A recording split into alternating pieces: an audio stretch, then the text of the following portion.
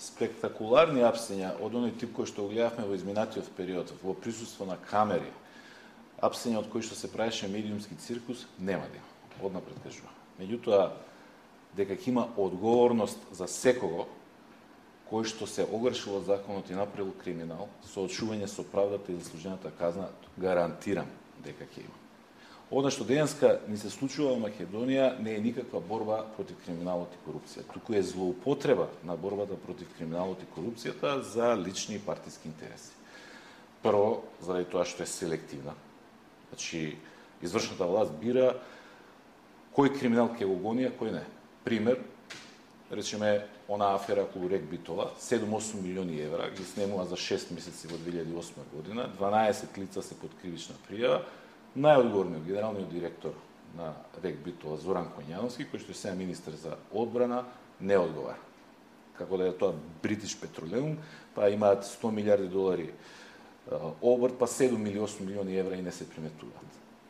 Типичен пример за селективна примена на законите. Имаме друга карактеристика, тоа е злоупотреба на борбата против криминалот и корупцијата за политички цели и пресметки. Погледайте го примерот со млекарот Душко Илиевски во Битола. На сите е јасно во Македонија дека не се работи за никаков криминал, за никакво одледување на марихуана и дилер со дрога, туку дека се работи за директна одмазда на премиерот и на екипата околу него кон човекот кој што се осмели јавно да проговори против неправдите што оваа влада ги нанесува на граѓаните на оваа земја. Трета работа која што е многу битна. Ние сме имале во изминатиот период и во период кога СДСМ бил на власт едно уверување кое што може би било и доминантно и често пати сме го слушале дека владата несоодветно, недоволно ефикасно се бори против криминалот. И мора да признаме дека често пати таквата оценка и држава. Денеска што имаме како ситуација и како резултат на природбата?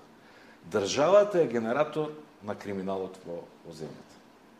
Имаме ситуација во која што не се знае кој е полицаец, а кој е криминалец. Испреплетени спреги, испомош, заеднички сценарија функционирање, например, и она што се случи пред неколку дена во аеродром со убиството на тројцата лица во една криминална, очигледно, пресметка.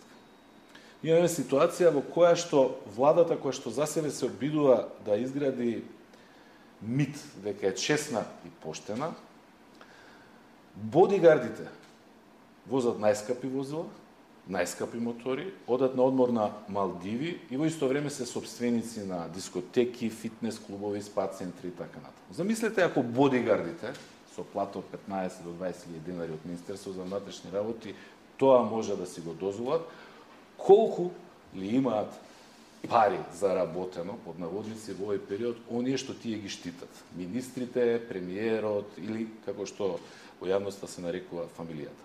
Секој ќе одговара. Значи, после промена на власта, секој, без разлика кој на која партија припаѓа, кој на кое место се наоѓал, секој што го прекршил законот ќе се соочи со правдата и ќе ја добие заслужената казна.